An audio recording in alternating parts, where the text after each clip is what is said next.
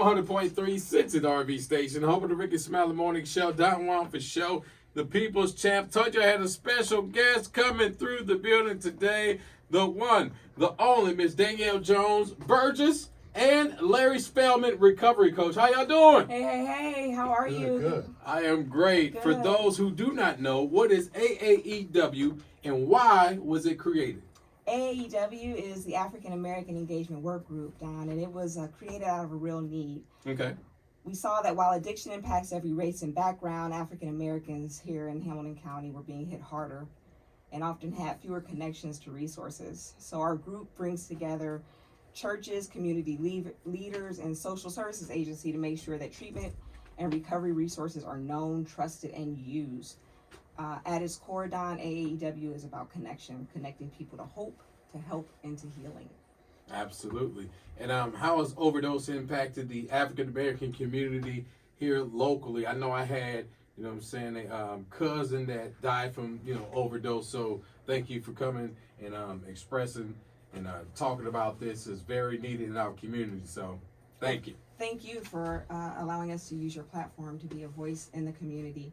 Here in Hamilton County, while African Americans make up less than a third of the population, they are disproportionately affected by overdoses. Okay. Families are losing sons, daughters, parents, and friends, basically due to silence. Addiction is not new to our community, but fentanyl has made the crisis far more dangerous. One pill, one hit can be deadly. We've got fake pills on the streets, and that's why awareness is so urgent. Absolutely. And there's often a stigma around talking about addiction. What do you see? What do you see in our community? That stigma is one of our biggest barriers, Don. People think addiction is a moral failing, but it's really a disease. And I like for people to start to think about it and talk about it like they do diabetes and high blood pressure. When shame keeps us silent, people don't ask for help, and the cycle continues. That's why AAEW's work is so important. We're working to change that narrative. Addiction does not define a person, and recovery is not only possible, but something that we should celebrate. For sure. And how is AAEW, how do you go about breaking that stigma? Well, we leverage our trusted spaces. Churches, for one, right? For many African Americans, churches is where we go to for guidance and support. So we equip pastors and congregations to talk openly about addiction and to connect people to treatment. We walk alongside them. But beyond the church, we host trainings, create community conversations, and partners with agencies, barbershops, salons. We've got some bodegas in our network. We've got some boutiques. Okay. So we just want people in our community to know that resources are not just available, but are also welcoming. Absolutely. And can you share a story or an example of how this work has made made a difference in what you're doing? Absolutely. So when I talk about leveraging the relationship we have with our churches, and church being a hospital people always go to for resources, I think of a time where a lady went to one of our partnering churches for food and yet was met with one of our church champions. And the champion identified that there was a need beyond food, and so immediately connected the individual to Larry here, my peer recovery coach. Okay. And basically, Larry came in and did what he does. He let her know that hope was available, accessible, and affordable, and he helped walk her through that treatment process. And today, not only is she sober, but she's back with her kids, and she's working, and she's one of our biggest champions and supporters. So that's what this work is all about, Don. One life at a time changed. Absolutely. Thank you, Mr. Larry. Thank you, recovery coach. Appreciate you, and thank you for what you do and helping our people today. Talk about how you got started with AAEW. So, I am one who struggles with addiction. Okay. And so I come from a family bloodline that where alcoholism was a bad problem. From my father's side, my uncles, my aunts, and then on my mother's side, my grandfather, grandmother. So it runs like in my bloodline. Okay. And so I thought I was exempt. I thought like, yeah, I'll never be down that road. And so eventually it hit me. And when it hit me hard. Okay. And so I'm what you call a repeat offender of treatment.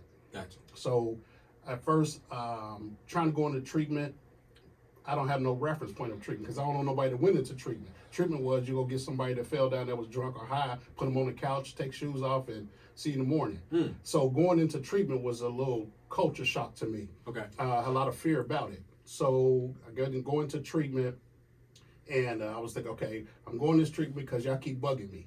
Y'all keep sweating me. You know what I'm saying? You saying I got a problem. I got this situation. You know, and I'm thinking in my mind, like, look, I'm a grown man. You got your own money. You got your own stuff. You know what I'm saying? Why you sweating me about what I'm doing with my money? But you only had love for me, right? Mm-hmm. And so I didn't listen. And so next thing you know, the train went off the rails. And so I go into treatment. And I went, like I said, I went into treatment just to say that I went into treatment. Gotcha. You said I need some help. This is what, okay, so I did it.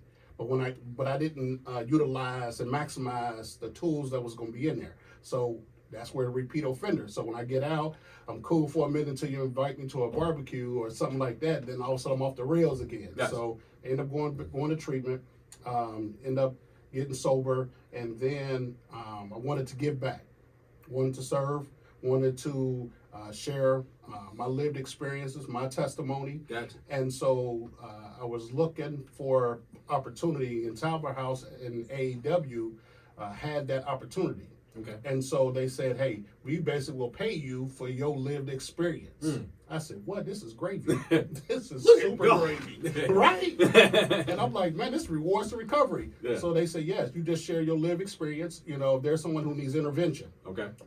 And that's one powerful thing about AAEW. So people will contact AAEW. We had a family that contacted us, lit out in Mount Healthy area. And they said, hey, we need intervention. So I drive out there. And, you know, like I said, I don't know the family. They don't know me.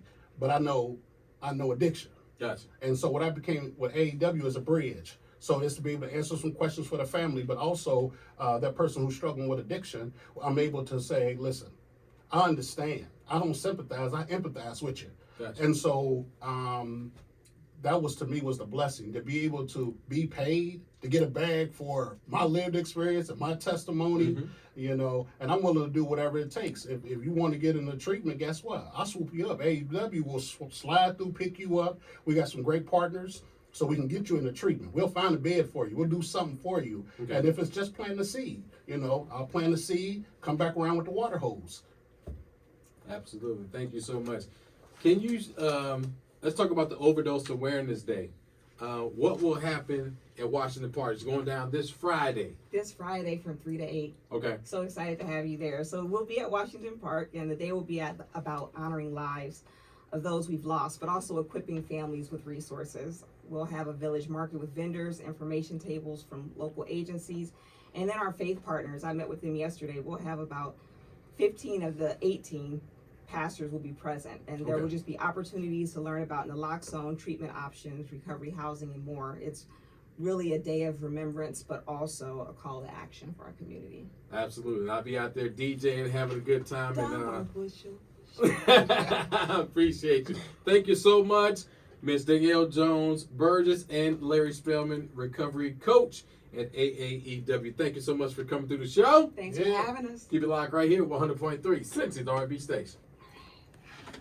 You're pretty amazing.